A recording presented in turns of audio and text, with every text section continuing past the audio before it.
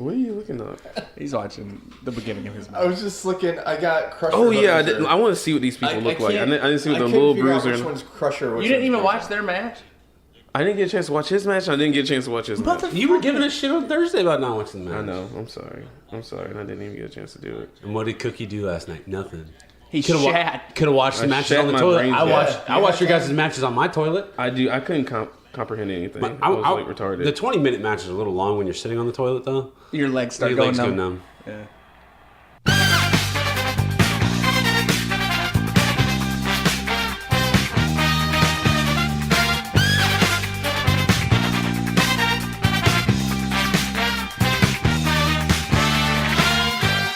Welcome to this week's edition of $2 Steak, a pro wrestling podcast. I'm your host, Aaron Varnum. Joining me today, as always, Big Mike, Cookie, and... You're supposed to shout out ourselves. Apparently, Cookie got, like, Tourette's in the last week. It's all right, Cookie. I thought it was pretty funny. We'll still accept you. I thought it was pretty That was... And Tolbert. Tolbert, how are you doing today? I'm good. I just drank 7 cups of coffee at Chris's, and I'm wired. So every Saturday, and we invite Cookie today, but Cookie apparently had a little bit of the runs last night and did not want to eat this morning. Every Saturday, we go to this restaurant. We get pancakes because pancake power to fuel your day. We have to convince you to get pancakes every time. You always want to get fruit.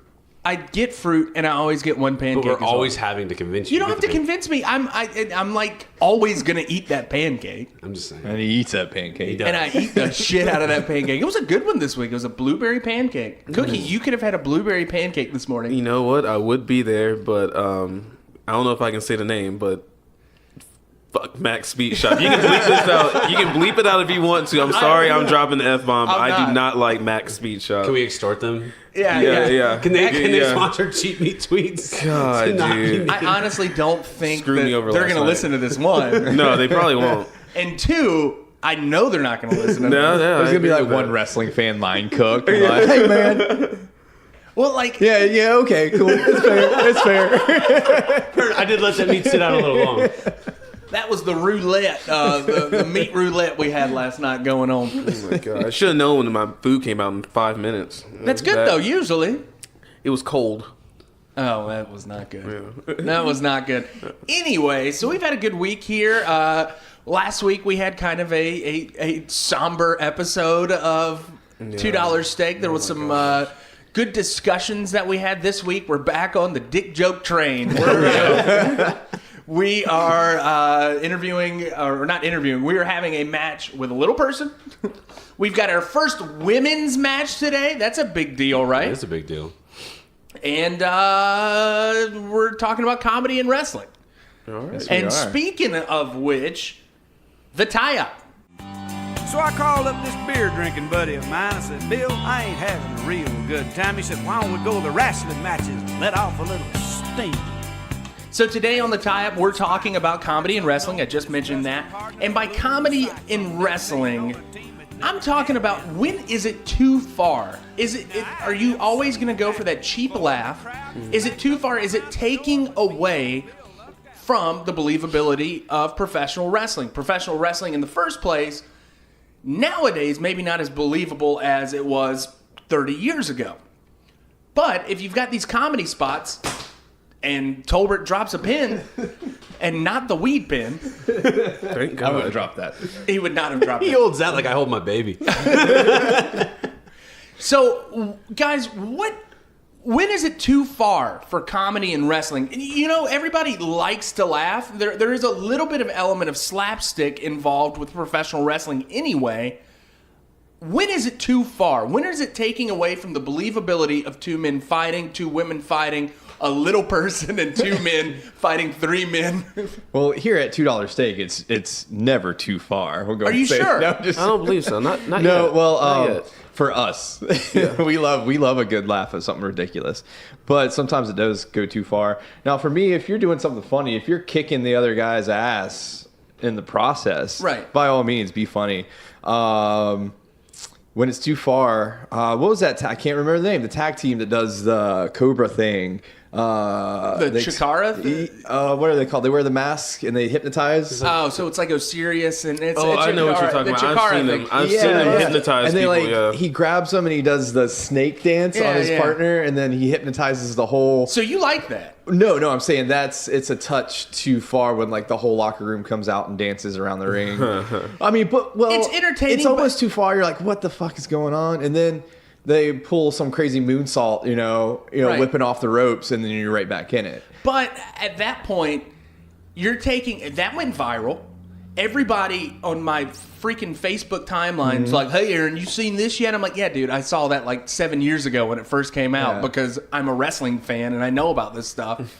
And people like that are talking about it. That's a way for people to talk about professional wrestling, but it's taking away from what I perceive. It's almost giving us a bad name being wrestling fans. It's like, why y'all watch something stupid like that? But there's a fine line between comedy and taking away from professional wrestling. There's a guy named Joey Ryan. Jim Cornette hates him.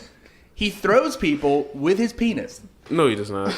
I sent that link in our group chat. So I didn't really know what you meant by comedy and wrestling. And so you sent probably a half dozen links to little videos of the in-ring stuff. So I enjoyed the little bits, right? So he sent the dick toss guy. Joey Ryan's dick toss, the snake charmer guys. He sent a video of a Japanese wrestler wrestling an invisible man. Right. And he sent another one of a very well-known wrestler, Kenny Omega, wrestling a 9-year-old girl. Right. Again, also in Japan. And so I actually enjoyed them in their seclusive kind of thing. A YouTube video that was entertaining. I don't know if I would appreciate it in the middle of a Raw or on a pay-per-view or in the middle of something that's supposed to be serious, unless it's like a little one-off thing that doesn't really have any context behind it. But if I'm watching the guy who does dick flips and he's supposed to have this hardcore match and all of a sudden he dick flips this other guy who's supposed to be a badass, I think that takes me out of it, and I probably wouldn't enjoy that. So he's legit powering up and flipping them with his penis. Yeah, you're just watching this now. I'm sorry, but Max Speed Shop, once again, I fucking hate you because you made me miss out on a dick flip. Cookie was so ill prepared today. He said, "Hey guys, I'm going to be there in a minute," and he showed up 30 minutes later because he had to finish watching only his match. He has not watched anything else at all. God. Yeah, it was. So the comedy today is Cookie's ineptitude for following directions. It's a bad day for Cookie. So, I mean, you're talking about that, like the funny stuff. They're trying to be funny. Like, what did you think about how the Usos and the Revival have been doing their stuff? Tell me about that. Me, like everybody else on the internet, fucking hate it. But what's the difference between that and somebody being thrown with a dick in comedy-wise? Well, so there's a story to the Revival and the Usos, or at least there could be. And, in my head, you have two of the best tag teams in the company.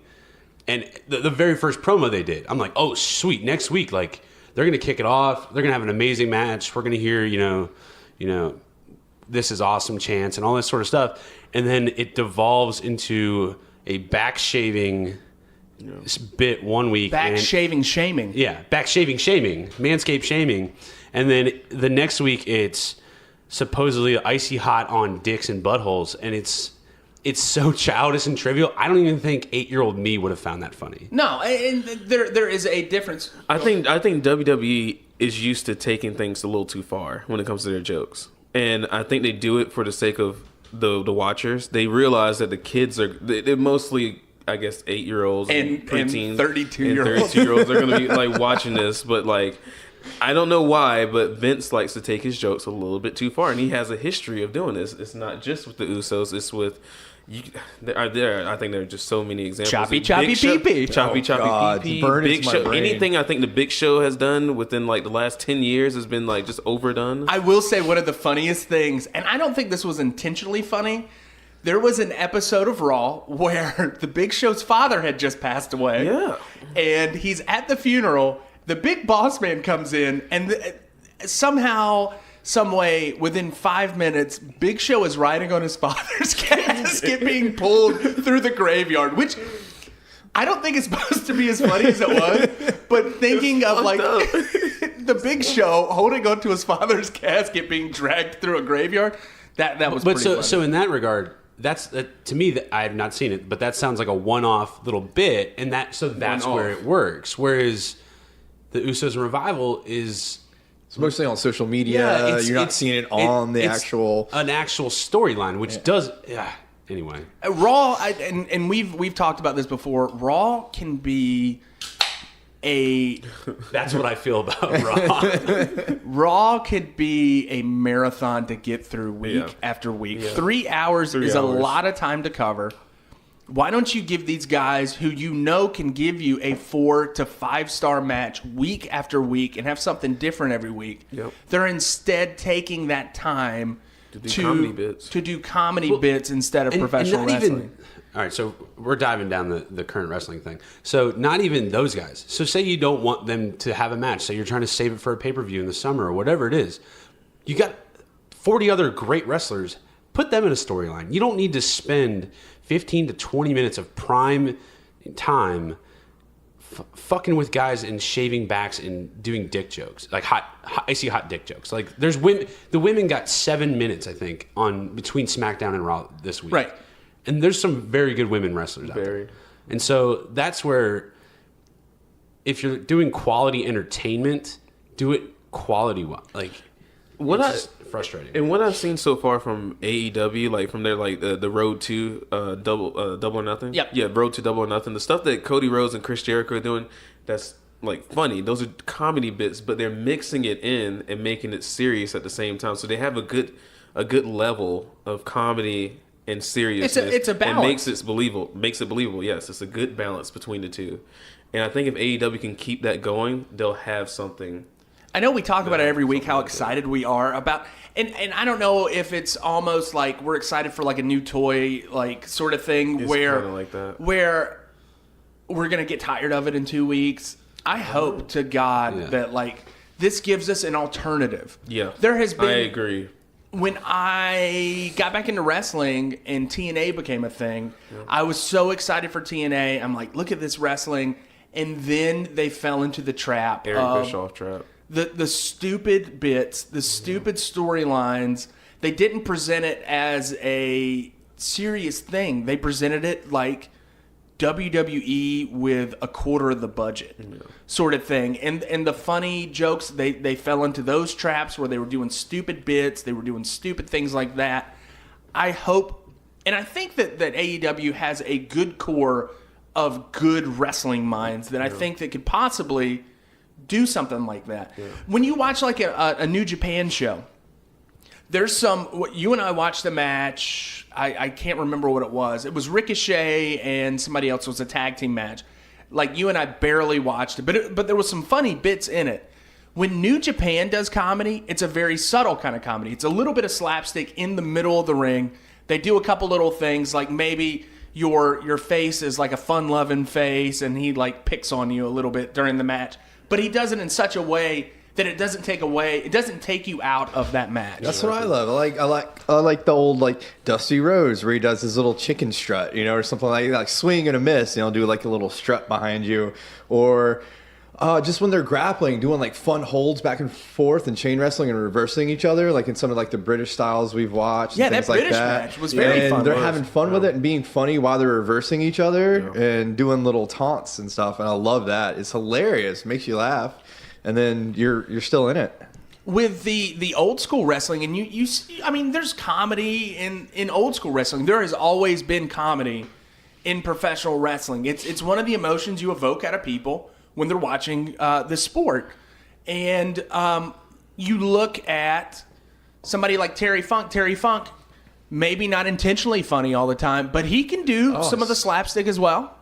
You see Ric Flair. Ric Flair will do things like little things here and there. Yeah. Ric Flair is hilarious. And when he talks, I don't know if he's meaning to be funny sometimes, but some of his boasts are just outright They just laugh get out loud. you. It's the small things, like his little flop that he does, like after he gets slapped in the chest or something like that. He'll do his little flop, face plant. Or he'll go onto the top rope. Everyone thinks he's going to jump off. Nope. Someone catches him and throws him on the ground. All that stuff. That, like, those little things are hilarious. Well, I think part of it too is just, the character. Like, so if that's part of your character, that to be maybe a little gimmicky and you do it well, then it's going to come off well. So like Mankind, what is it? He had a sock, right? Yeah, the sock. Yeah, Socko. And so, Socko. and I will say, so while I was doing my research on like Cookie this week, I did a little digging. Ooh, damn! And he just took a dig big at dig. Cookie.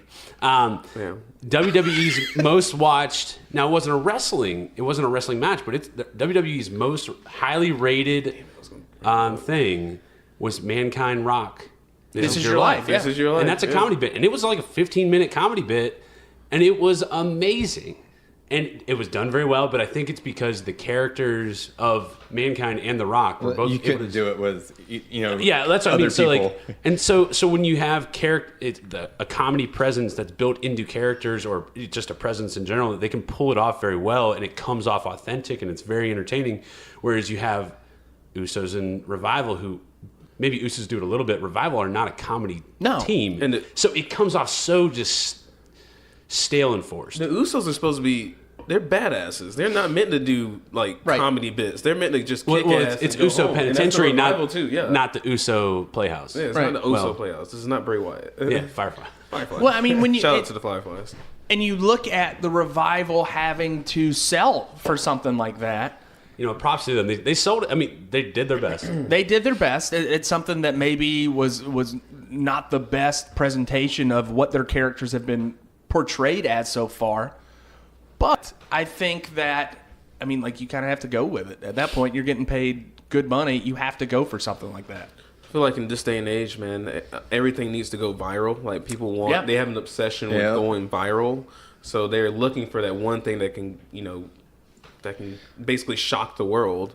And sometimes it just comes off as just being, you just a try hard. I was about to say, we also don't have that view into the locker room that we didn't used to have the view into the locker room that we do nowadays with Twitter and Instagram and all that, where we see everything's going on, and they might try to, shove something down our throats via social media or something like that. Well, look at all the clips that I sent you guys. In the wrestling community, every single one of those clips has gone viral in its own right, in its own way. And I think that you're right. It is mostly going for the social media clicks. I know that's one way that you can tout that people are watching you week after week is by releasing a clip like that and showing that you've got 5 million views on this one clip. Clickbait, exactly. All right. Anyways, so let's go to... What's the final verdict on comedy and wrestling? I mean, I don't know. I think this was more of a forum, and we just talked about it. There is no final... Just do it well. It has its place. Do it well. It has its place. It has a time and a place, and you need it sometimes to break up, all the action. You need a little comic relief. I mean, you're watching somebody getting thrown off a cage multiple times, and then the next segment cannot be another, like, holy crap, I just watched somebody, like, almost die multiple times. You have to have some kind of brevity between that to give the fans a breath, to give those fans a respite. A little respite. Sounds like you need to take a breath. You want a beer instead of the Fresca? No, this Fresca's delicious. Brought to you by Fresca and Grizzly Mint. Anyway, so yeah, I feel that, like, if you do something too much, I don't know, I'm just rambling at this point. Yeah, you are. Let's go to our first match of the evening.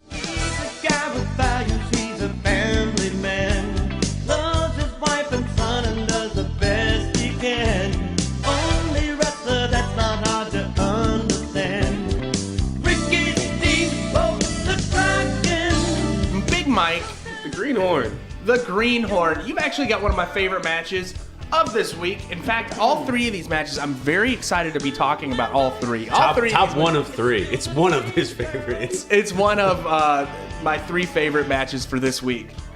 And you have got the tag team of Ricky the Dragon Steamboat and Shane Douglas against the Hollywood Blondes, who are Steve Austin, Stunning Steve Austin, and Flying Brian Pillman. Tell me a little bit about your matchup. All right, so it's a WCW Tag Team Championship match from 1993.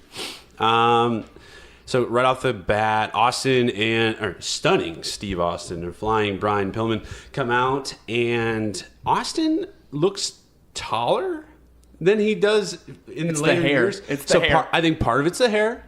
Part of it, he's leaner. So he's more kind of like a fit look versus kind of a little stockier. And he also hasn't broken his neck yet. So full mobility of his neck. Yeah. He looks, and you know what? He looks stunning, I will say. So then Steamboat and Douglas come out. I absolutely love Steamboat's music. Really? It is a classic 90s cartoon electronic rock kind of thing. Right. And I'm like, I'm getting after it. And I was pretty Can you excited. sing us a line? No, I actually don't. I'm terrible with music. It's like his name, right? Yeah, it's like something. I don't remember that. I'm really sad that you didn't get the full Steamboat experience where he comes out as the dragon, eating the fire. He used to, during that time period when he was a singles wrestler, he would come out in this dragon costume. Yeah. And eat fire and blow fire, and as a child, I'm like, this man is part dragon. So I'm watching this, and I think back to Tolbert's long story about his WCW event, and he goes, I didn't know who Ricky Steamboat was when I went, but I knew who he was when I left. Oh, hell yeah, I'm watching this match going, I didn't know who Ricky Steamboat was, but I do now. Anyway, so Shane Douglas is from Pittsburgh, so clearly I have a favorite in this match. Really? Shane Douglas is your favorite? They announced that he's from Pittsburgh, Steamboat's from North Carolina. That's who I'm rooting for, right? Can I tell you that Shane Douglas is now a manager at a Target? Are you serious? No, he is not. He is a manager at a Target. I bet he just tells the way back when stories. The best way back. Back when I was in WCW, I was the ECW World Champion. I used to be on so TV. sad. I wrestled Stunning Steve Austin before he was Stone Cold. Anyway, so Randy Anderson is reffing. Randy, I think Randy, I've only man. Guys, yeah, I have a comment later about Randy. So we'll reserve comments till later. So Austin and Pillman come out to some booze. So I'm assuming they're the heels. Yes.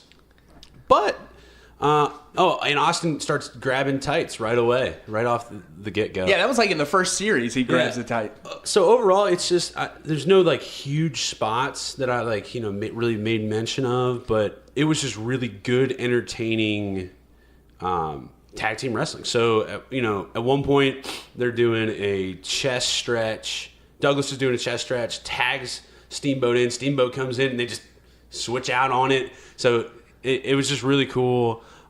Big fan of the team rope launch thing that both sides did. Well, one of them did it correctly, and then the second one did not. They rolled out, and so it was just a good little visual that I haven't ever seen. So that was kind of cool.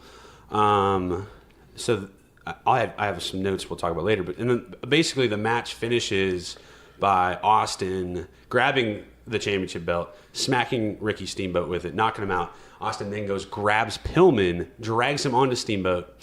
They win the titles.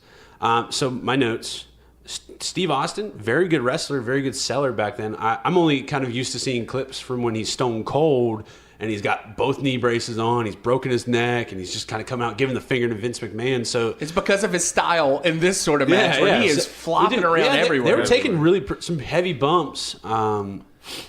If you watch his arms, and this is something that I kind of saw last night, he has always been good, even with Stone Cold, maybe not as much, but as Stunning Steve Austin, when he's taking a bump or when he's taking offense from a wrestler, his arms flail, and it adds a little bit of this guy is getting his ass kicked. It's and a really good flailing, and he's very fun to watch. And the other thing, so he doesn't have long hair, but he has very flowy blonde hair, and it kind of whips back and forth too. And so it's just a really good visual.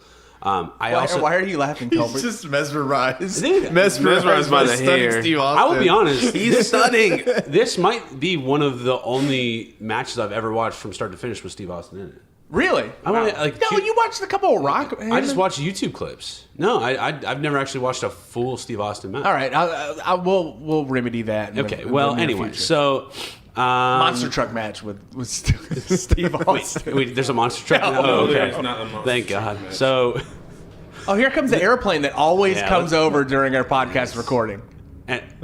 And we're good. All right. So the cool thing I liked about the match, at one point, the good guys become not so good guys. Douglas throws a couple closed fist chops.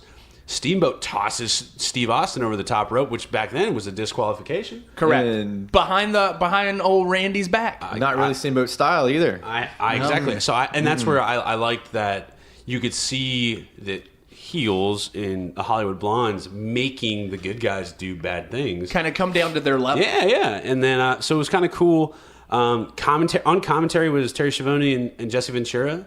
I started out liking Jesse Ventura. By the end, I just was kind of really annoyed by him. Really? Yeah. I kind of enjoyed the way he tells his story. He was doing like the talking thing. He's like, Steamboat kicks him. He's like, there's a go Steamboat telling him how he feels. And you're like, Jesse, just get over it, just Jesse. stop, man. Go govern. Yeah, go govern or Go sue chase Chris Kyle or something. Yeah, go chase Arnold Schwarzenegger in The Running Man.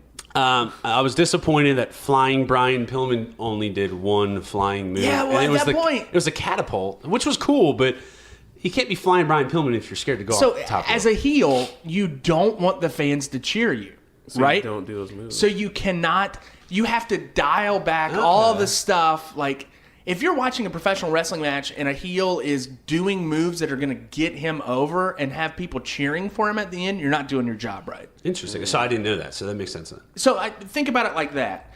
Brian, like when he's going against Jushin Liger, when he's having those great matches in the early '90s, and right before he became the loose cannon Brian Pillman, and when he was still Flying Brian, crazy, all sorts of fun style matches, but he was a face.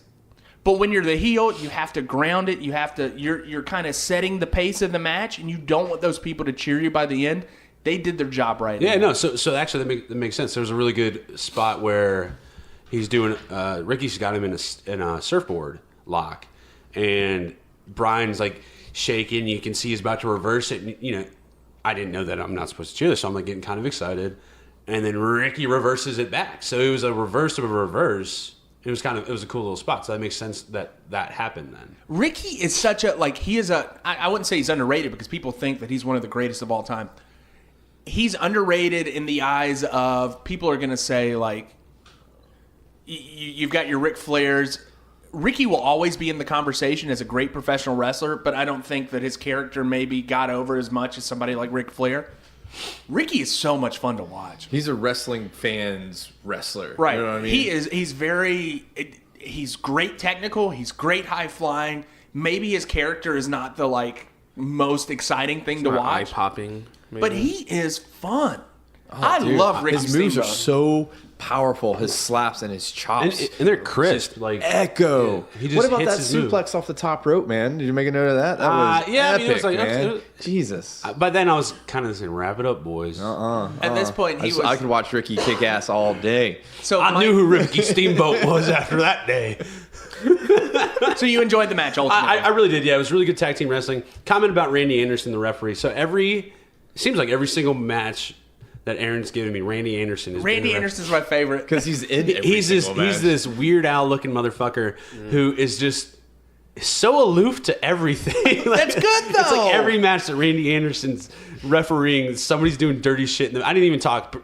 At one point, Brian Pillman gets a towel and he's just wringing the neck of Douglas and Steamboat. And just for like 10 minutes. Yeah. And Randy's just like, hey, man, you got to be in your corner, blah, blah, blah. And just out of it completely. And so every single match, I just got to watch.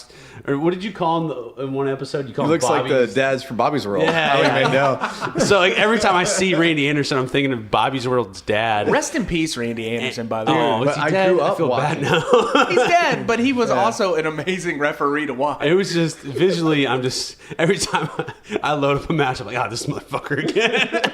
I know how this is going gonna end. I grew up watching him. I love his slides into counts, and sometimes Yeah, he'll jump over the wrestlers and slide into it. Am and count. I allowed to critique him a little bit? So, Yeah, go ahead. so he's pretty visual about that.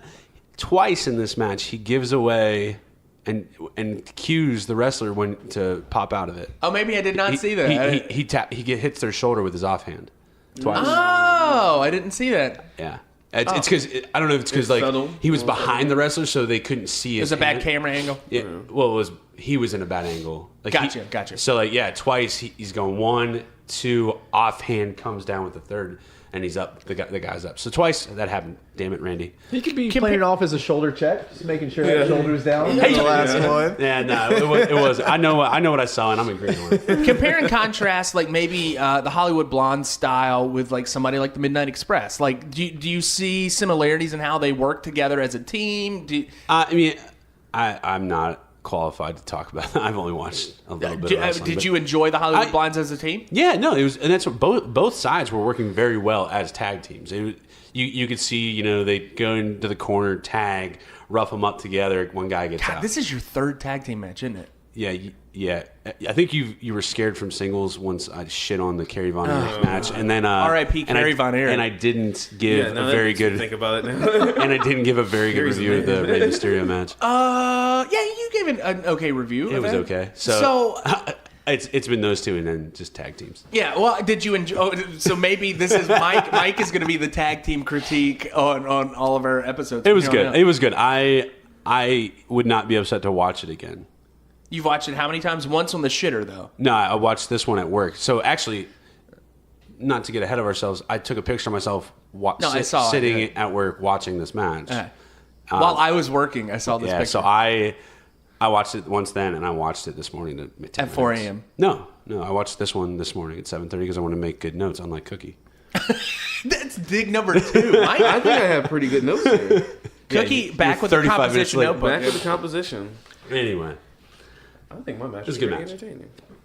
All right, so for our first female match, Cookie Hold On has to social media. Oh update? shit! God, you're the worst. You're the worst host. Wow. It's in front of you. He's excited about this Bull Nakano match. I really am. Rightfully so. I am. You know what? I'm so secretly in love with Bull Nakano. I am too. Tell me social media updates, sir. I'll try to make it quick. No. Take your time, Mike. Take your time. All right, social media update. Drum roll. 32 followers. What? We had a great week. I think he got Tourette's just like I did earlier. Are you patient 0? I might be. Tolbert, you're next. It was funny. So we had a very average week when it comes to impressions and engagements on Twitter. But we managed to grab a lot of followers, which was kind of cool. And by a lot, we like 5 or 6. Right? That's a lot. 6 is what percent of 30? I mean, that's pretty decent. Don't ask me. Okay. So we had it. We were battling a little bit of an issue. So last week, 20%, by the way. So he did the math. So last week, Raw and SmackDown were just complete trash. So nobody was watching. Everybody hated it. We got 0 engagements from those tweets. This week, it was a faint shade better, and so what Raw SmackDown was actually good. SmackDown was a little better. Raw was just but me and Aaron both were cheat meat tweeting both of those, and we managed to get a little interaction. And anyway, so our best tweet of the week. It's hard to qualify or quantify the best because it's like is the best one the one that most people see, or is it the one that most people interact with, or your favorite? Or my favorite? Oh. Or, you got to have a little bit of Oh, well, I didn't know that. Anyway, so... favoritism involved. So by about 9:30, Raw has established itself as being terrible this week again. Oh, God. By 9:30? You gave it... Yeah, well, I'm just saying. So what I do is I kind of interact with random people that are tweeting about Raw, too. And at one point, me and this guy are going back and forth. He said he's watching Raw, and...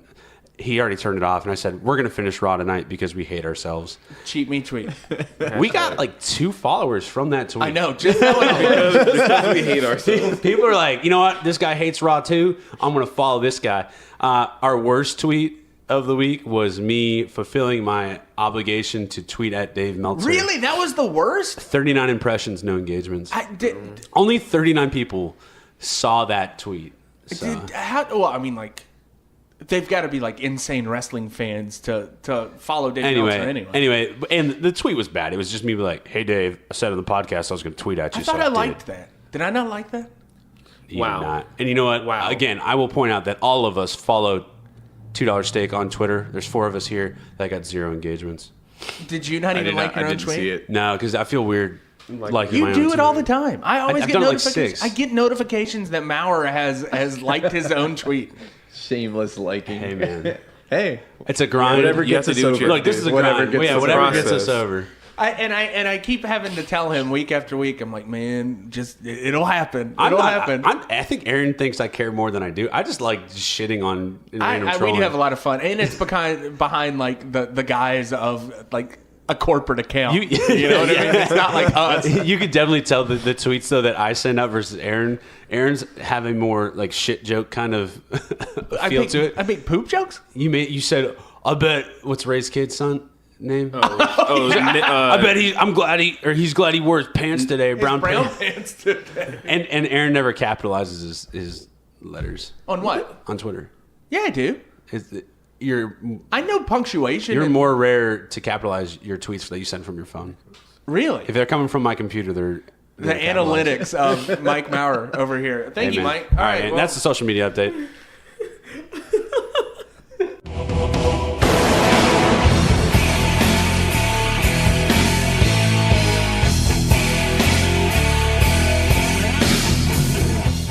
all right. So for our second match of the evening, I feel attacked. I feel should. attacked. I think Look, you I've shit on you. I think I've shit on Cookie, and I've shit on you. Colbert, I'm coming for you. He's coming for I'm me. coming for you. And that's my promo. Oh man! So, Cookie, you have the very first women's matchup that we've had on our show, and I'm very excited about it. It is Alundra Blayze against Bull Nakano, and this is from the Giant Egg, which is the stadium like that we see for New Japan's Tokyo Dome. So first off, I want to say like this is a WWF women's title match in Right. Japan. Correct. So this is like a cross promotion. So type of at the thing? time, they had more of a working relationship with the Japanese promotions. Yeah, okay. WCW had a great relationship Yeah, with, they did. with Japan as well. They kind of saw that there was money over there, and they worked out deals that they could have matches over there for their titles. That's pretty cool. It is pretty neat. That is pretty cool. Well, I want to start this off by saying Alundra Blayze isn't as intense as I thought she would be on the mic when it comes to that promo. That promo was just, oh my. I think she was high. I think she was high too. I think she was high before the match, and I think she got high after She the was match. definitely high after the match. 100%, but I'll get to that a little bit later. Alundra Blayze, like listening to the Japanese translate, she was just nodding her head, just like, yeah. Oh yeah, I understand exactly what you're saying. No clue. Like you could tell she just had that deer in the headlights look right across that face. But she, yeah, like I said, Blayze was just not as intense She's as I thought she'd be. blazed. 100%. Good one. Good one. I'm gonna tweet that and not capitalize it, you fuckface. My first impression of Bull Nakano is that she looks like a mix of, you remember Paul from Tekken with the hair? Yes! You know what I'm talking about? That was a Paul look right there. That's a I think good that's where they reference. stole that from. And then she also looks a little bit like Mojo Rawley nowadays with the Oh, blue no. face. Oh, sorry, poor Mojo. Yeah, Mojo stole that He's that gonna be from put out to Nakano. pasture soon. Yeah, pretty much. Let's hope. Or at least I Hey, hope you know so. what? Party with Gronk, bud. Yeah, he'll be all right, maybe. So, Yeah. but you secretly have a crush on her though, right? Because I totally do. I love me some Bull Oh Nakano. my God, I do can't too. wait. Just wait until I get to that part. I love She me some thick. Bull Nakano. She think with 3 C's. Mike's got to go. Where are you going, Mike? Hey, Tolbert, would you like one this I would love a beer, Mike. Thank you. Let's see if he brings it back. I'll continue with my match. Thank you. Nakano's hair also, I believe, inspired Buddy from The Incredibles. I'm gonna talk about her hair for just a little bit, guys. Nah, I'm just kidding. That's all I got. Anyway, Bull Nakano's music, her entrance, I love it. I think she has some kind of connection with Finn Balor's music because it sounds just It was like very it. similar. It was intense. Pretty It was- fucking metal. It was some bad. Yeah, it was. It was very metal. Look, he got you a beer. Very nice. You didn't get Cookie one though. No, that's okay. No, I did not ask for one. That's fucked up. Or did I? story? You should. What story? About last week, Tolbert asked for a beer. I didn't hear him, and then I didn't know until the podcast aired, and I felt terrible. You are interrupting Bull Nakano He's right drinking now. his beer too. Sorry, guys. Yeah, that's messed up. All right, I think so. Tell me more about Bull Nakano. Bull Nakano's music. I feel like she didn't use it the way she should have used it. Why not? Like, because she didn't. Her entrance wasn't as like captivating as I wanted it to be. She just kind of walked out, just strutted out, maybe did a little bow, and then got into the ring. I wanted her to do like. I wanted to see some pyro. I wanted to see her do like. She some had kind of- fucking nunchucks. And they had smoke. She had nunchucks. Dude, she nunchucked. She Okay, the nunchuck paused and first. nunchucked the fuck out of the place. It was kind of badass. The nunchucks it was a little badass, but she only did like one thing. Yeah, she spelled her name with the nunchucks. Yeah, exactly. And then put them underneath her armpit and then walk to the ring. And I wish like, y'all could all see Cookie doing his nunchuck motions right now when he did that. With his Finn Balor sweatband across his head. But Alundra Blayze, her entrance, oh my lord. 15 minutes later. I think she went to the local Waffle House and found the sons of the geriatric community. I don't know who the heck these people were, but I found myself saying wrap it up because there were, I believe, 20 bikers like a Triple H WrestleMania. I was watching the first 2 or 3 come out. I'm like, all right, this isn't bad. And then the next 6 or 7, I'm like, okay. If this bitch doesn't come out on a fucking Harley, like she better be riding that thing, or this is all for nothing. And she wasn't fucking riding it. She had an American flag. She had a goddamn American flag on it. Though I was like, yep, that's America right there, waving it loud and proud in your front face, of everybody. Japan. Oh, I was like, yep, typical American there. Gets into the ring. Okay, the announcer, it sounded like Cartman from South Park. The announcer didn't. Oh, you don't remember this? No. Nakano.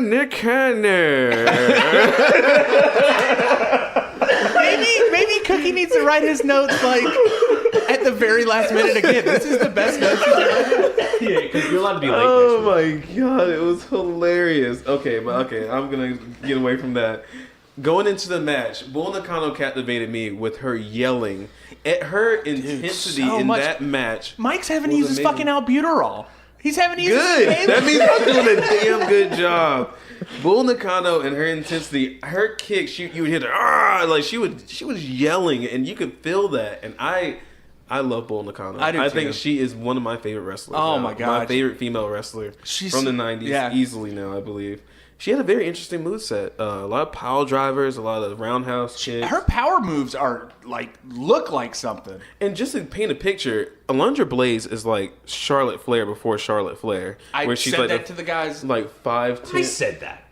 No, you didn't. Yeah, I did. Yeah, he made the comment. Never mind. We won't get into that. All right, but what Mike said. But I said she's a pre-boob job, Charlotte Flair. Pre-boob job, Charlotte Flair, yes. About 5'10", 5'11", very lanky, where Bull Nakano has to be like 5'7", 5'8", and thick. I don't know how big she is, but that girl is thick. She could prop for us. She could definitely prop for us. I think she may be able to run over Grayson. I'm just going to say I hope he listens to that. Maybe Larry, if you're listening to it. Larry's listening. Larry's like, that son of a bitch. I know Davenport's listening. He definitely could run over Davenport. I think Davenport might have sex with her. Yeah, he would enjoy that. Anyway. Max Speed Shop. Next week, you have to have Max Speed Shop the night before. Moving on. All right, here we go. Where am I? We haven't even got to the match. I haven't even really gotten to halfway through the match. So I wanted to point out that Bull Nakano did like an elevated DDT, like a Randy Orton type of move, and I thought that was very interesting. I thought that was going to be the end of the match, and it was actually just the beginning. Just the beginning. Just the beginning. So Bull Nakano's style is like she does a lot of pinning, so she does a lot of power moves, a lot of pinning to tire her opponent out, which I thought was very interesting, and it was very different from Alundra Blayze. It's kind of like she has a fast style, like she's trying to do like moveset, do a backflip, botch it. It bit her in the ass. It bit her in the ass because at one point, I can tell she's a hell of an athlete, but she botched the springboard moonsault, and it was bad. So bad. She tried to turn it into like a wheel kick of some sort, but she botched the heck out of it. And then she comes back and tries to cover it up by doing like a roundhouse kick into a moonsault, which is why I was like, she's a good athlete. Yeah, but you talking about where her foot slipped on the corner there? Yeah, foot slips on the rope. Yeah. Tell me about how she ragdoll. Nakano can ragdoll. Oh my gosh! Oh my god! I forgot. I don't know why I didn't make a note of this. She literally takes her by the hair, the chin and hair, the chin and the hair, and literally just throws her halfway across the ring like 3 times, I believe. That's on Alundra though. Like she's doing most of that work. Well, both. I don't know. I was gonna say I think Bull is doing a lot of that work. That was very visually appealing. Bull is literally a goddamn bull. She is a powerhouse, and she destroyed Alundra Blayze. Like, it'd be like, I don't even want to compare Bull Nakano to anyone else in the current wrestling right now, but Bull Nakano destroyed Alundra Blayze, and I thought Alundra Blayze was going to take this match and soar, but she did not. And she won the title with a leg drop from the top rope, which I thought was... That was pretty... That's a lot of gravity. It looked like it Dude, hurt. it was beautiful. Oh, yeah. It looked like she... Oh, my God. Landed right on her chin, knocked her out. And I put down here, I think Bull Nakano is my new favorite female wrestler. Amazing. Did you... Absolutely amazing. Did you notice how, like, stiff that ring was, too? That ring seemed... It did not seem like a... It seemed like a boxing ring. Halfway through the match, I was like... I feel bad for Alundra Blayze because she's taken a lot of these bumps. She wasn't stoned. She was just got the shit knocked out of her. Shit knocked out of her. And I thought she was going to be the clear-cut favorite. So with that leg was drop, not. it finishes the match, and the refs won 2. Wade delayed 3. I didn't know if he ended it early because she got knocked No, out. It was my next don't know. note. There was like a definitive pause. Yeah. I was like, was he like waiting for her to do something? Yeah, was she supposed to kick out? Was she knocked out? She was high. too stony baloney? Stony baloney. I think she might have taken those drugs that Jeff Hardy did before that Sting match. Was that too far? He's clean and sober now, dude. Come on. Clean and I'm sober. sorry. That should have been one of the greatest matches of my life. It really should. Fate Hill versus Sting. Damn it. On that day, Tolbert cried. I love he you, whipped. Tolbert wept. You look like a little stone Jesus, Tolbert. I've been hitting Cookie's pen over here. Well, that's why it's so funny today.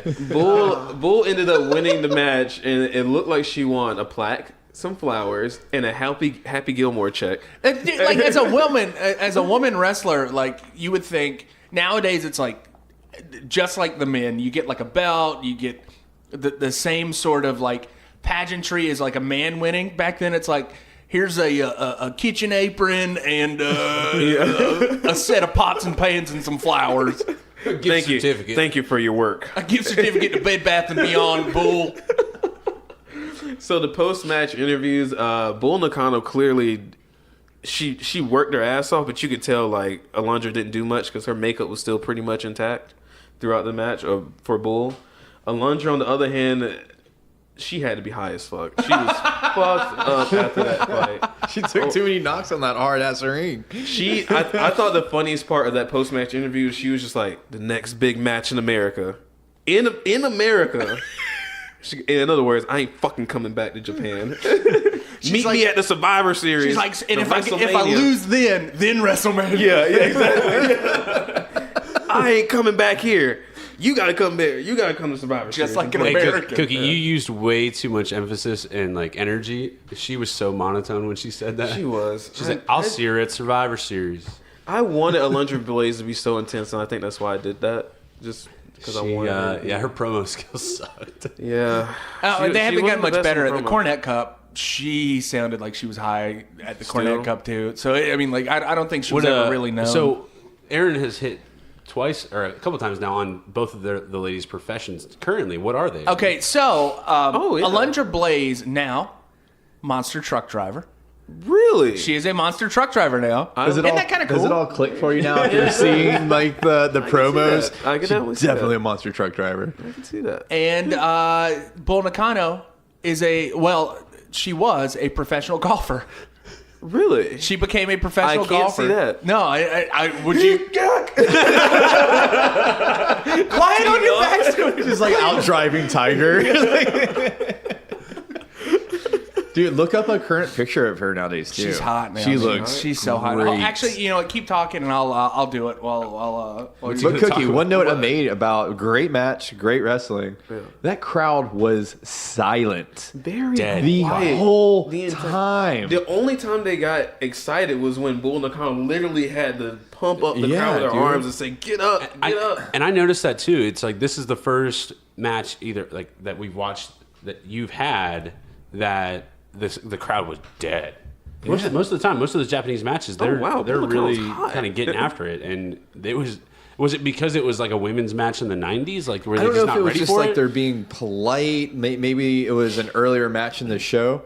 I don't know. I don't know. It was it was All you kind of can hear- upsetting because it was a decent match and you wish the crowd would have been hyped for it. Yes. Maybe she doesn't botch that move if the crowd's hyped. Holy crap! This is them now. This is Bull and Alundra now. Look at Alundra. She looks like a monster car driver. Monster truck Monster driver. car. Monster truck. She got that driver, Camry jacked up on 18s. Hey, I've seen that shit down the road a bit. She is attractive now. I feel that the Bull Nakano has I mean, I think aged she was like wine. I think she was attractive back fine. then. I did too, man. I'm secretly. You like the hair, don't you? that hair was Yeah, kind of man. punk rock and fun. It was that was entrance, very the different. hair. Can I tell you guys when Alundra came out and her music came on? Like Tolbert's like, man, this is like some Anthrax, and he starts like pumping his head in my den, and I'm like, slow it down, slow your roll, Tolbert. Anthrax, man. I thought Bull Nakano's was a little bit more metal than Alundra Blayze. Alundra came out to more of like the late 80s, Thrash. early 90s thrash metal style. fair. Okay. Where Bull, Bull she Nakano came was out to doom. more of like a doom metal kind of like. Sludge metal. Stoner metal. This is like Sleep, man. That's the band Sleep. Yeah, man. Or I Hate God, man. Well, I Fucking love weed that, man. Yeah. Hell yeah, man. I want to give this match.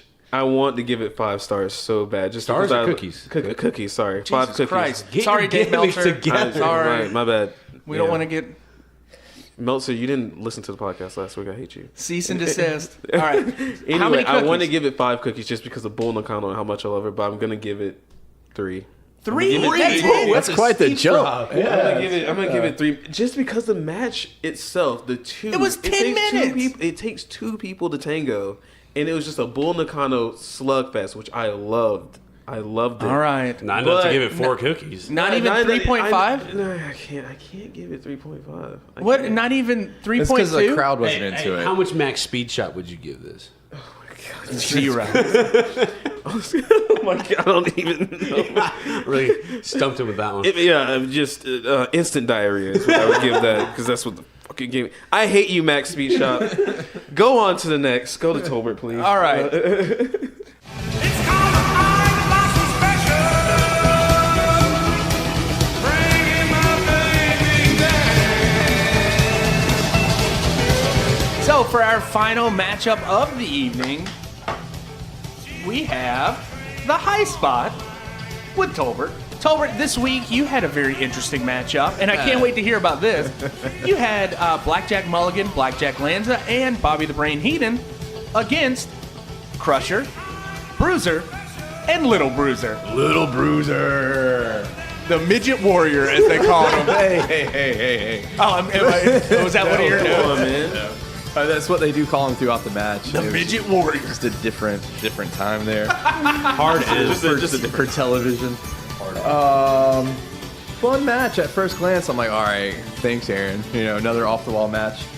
6-man tag match. Right. So at first glance, there's a lot going on in the ring. Blackjacks and Bobby. Is this before he was Bobby the Brain Heenan? They just introduced him as Bobby Heenan. Yeah. So he hadn't picked up the Brain nickname yet. So Bobby and the Blackjacks are in the ring. Booed like hell, man. Everyone hates them. Everyone hates the Blackjacks. They look like some shit kicker cowboys, man. I thought they looked like Shit kicker cowboy. when you think of like a wrestler picture from the 20s, like black tights, black mustache, black. Yeah, it's like if you crossed a vest. wrestler from the 20s with like a spaghetti western villain or something. yeah, exactly. Like No, that. that's exactly what I was Yeah, but they're big boys. They're fucking huge, man. everyone hates Bobby Heenan. He gets booed even worse. He draws some serious heat.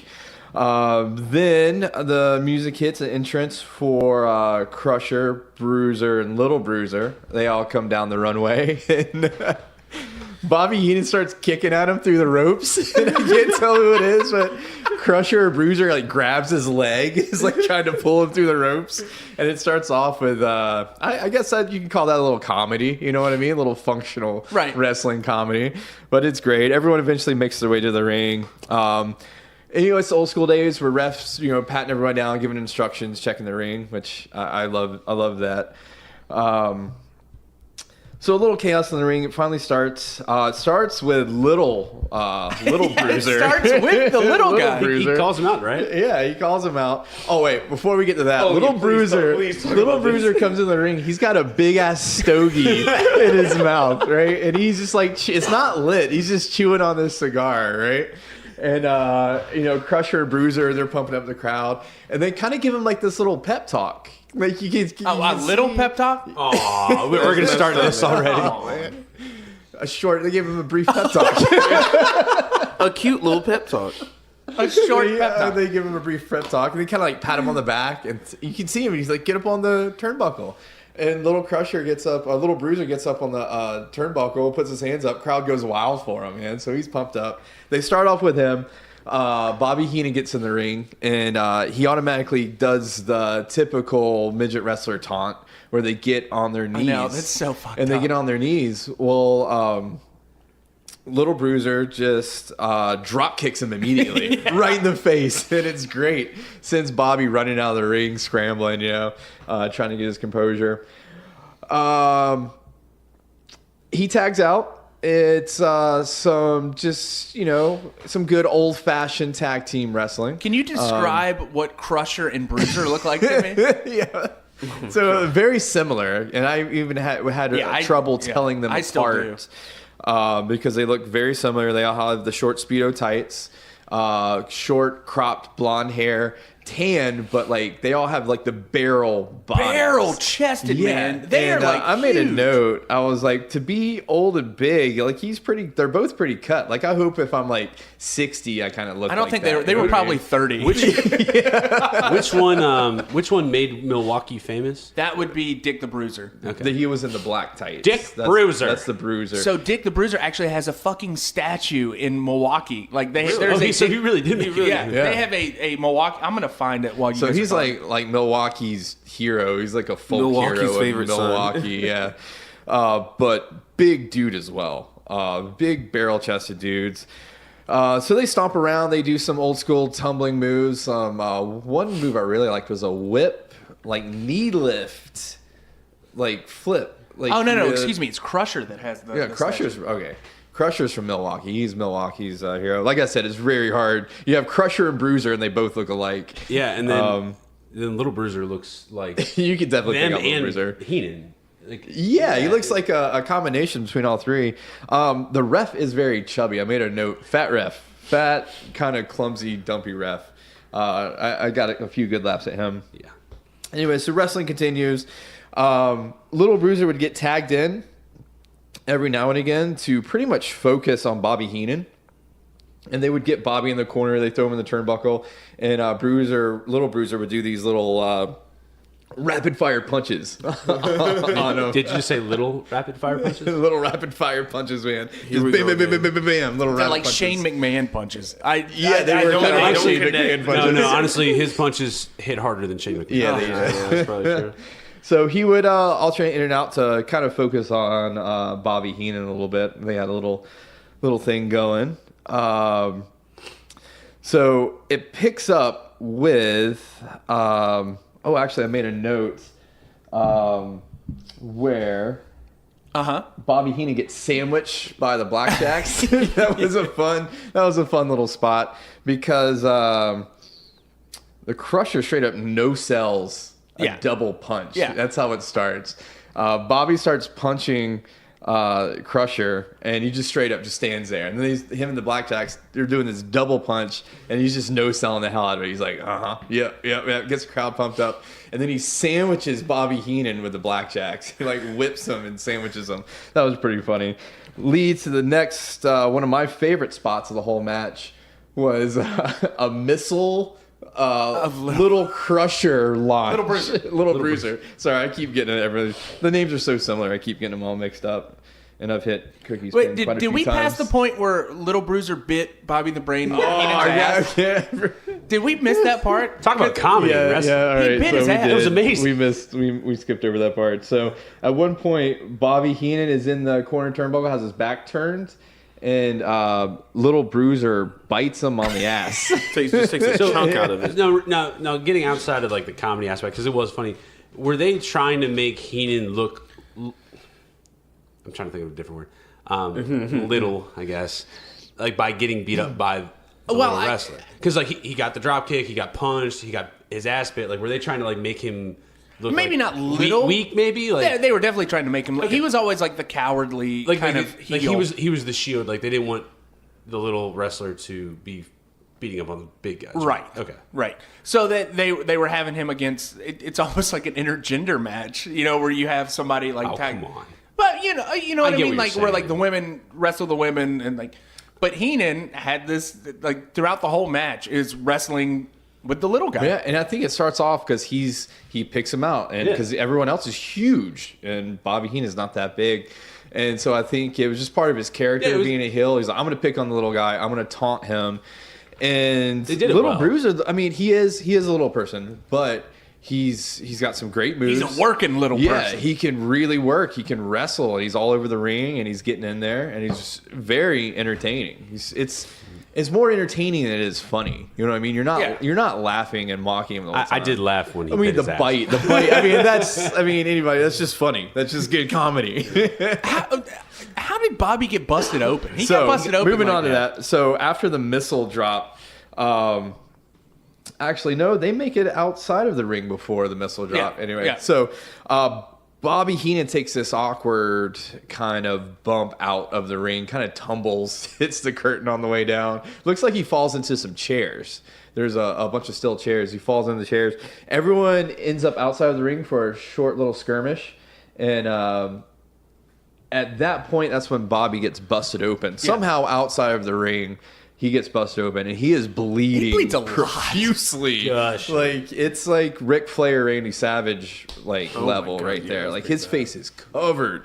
And at Crimson mask. this point, he's doing just kind of, after it reconvenes back in the ring very shortly after, at this point, Bobby is just kind of like zombie walking around the ring. Lost too much Just blood. tumbling. And that's pretty funny, too.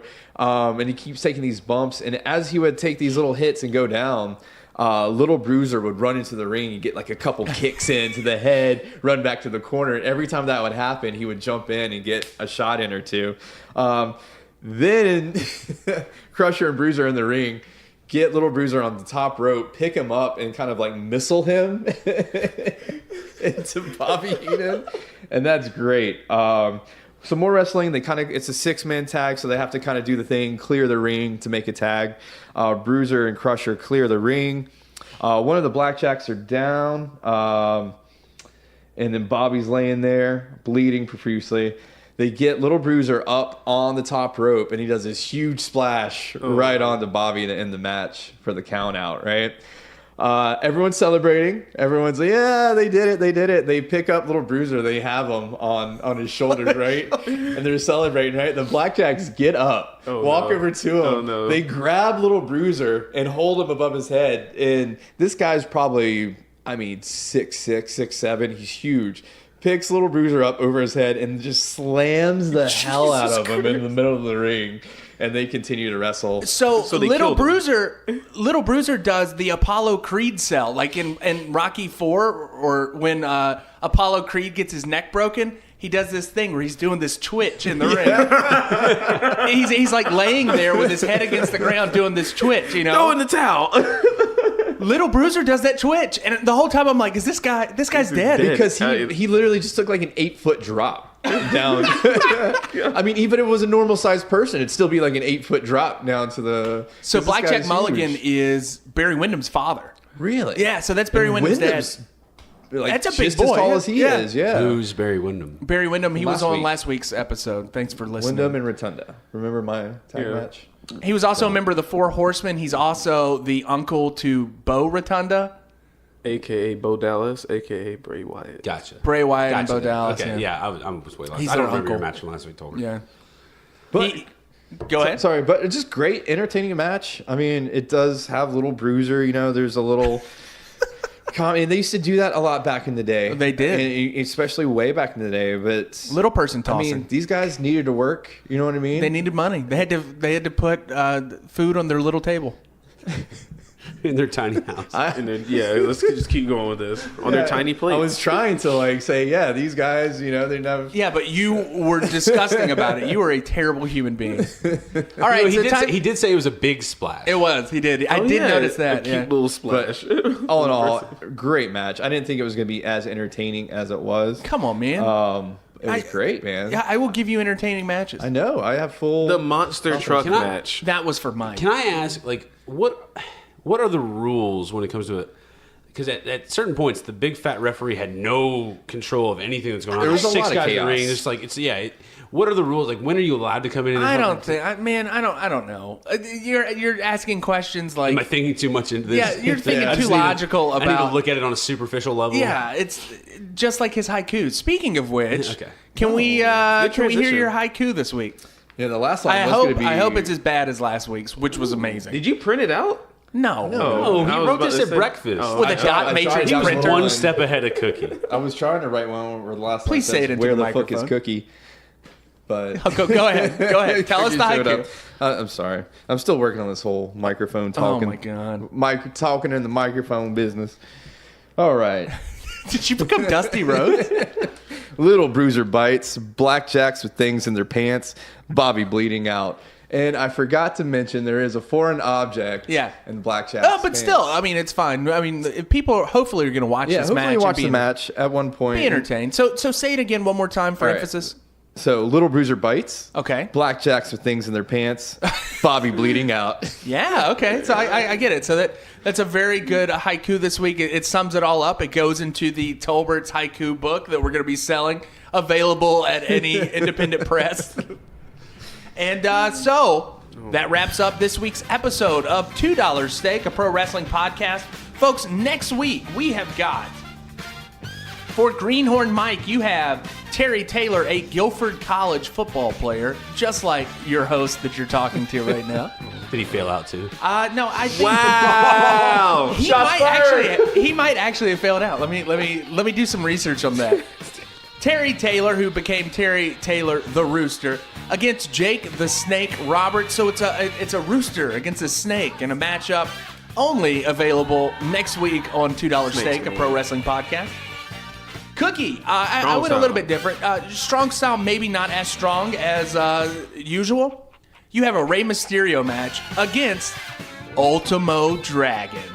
I love Ultimo. So this is a WCW match. Maybe not as strong as usual, but it does have a Japanese professional wrestler. Because Ultimo Dragon, one of my favorites. And then Tolbert, we've gotten too far away from what originally made this podcast great. You have Dustin Rhodes and Arn Anderson against Bunkhouse Buck and Terry Funk. Funk. Terry. Why, Terry? Why? Terry? We had to get a Terry Funk match. I I just love want to watch. watching This Terry whole matches. podcast should just be us watching Terry Funk Funk matches matches. at this point. Maybe a sub podcast. we'll start the a network. fuck? We'll start a network. We got 50 people listening to this. We'll have 6 people listening to that. Are you 2 people? And one of them's gonna be me. Just because I'm like, oh man, I want to hear about Terry Funk again. I've got to get a Funk You t-shirt. Yeah, I Dude, know. he's got some really cool t-shirts. Guys, Yeah. go find his t-shirts on WrestlingTees.com. Terry Funk's the man. He really is. Thank you for listening to this week's edition of $2 Steak, a pro wrestling podcast. As always, we'll see you next week. And keep watching wrestling, kids. Follow us on Twitter. Please follow us on Twitter.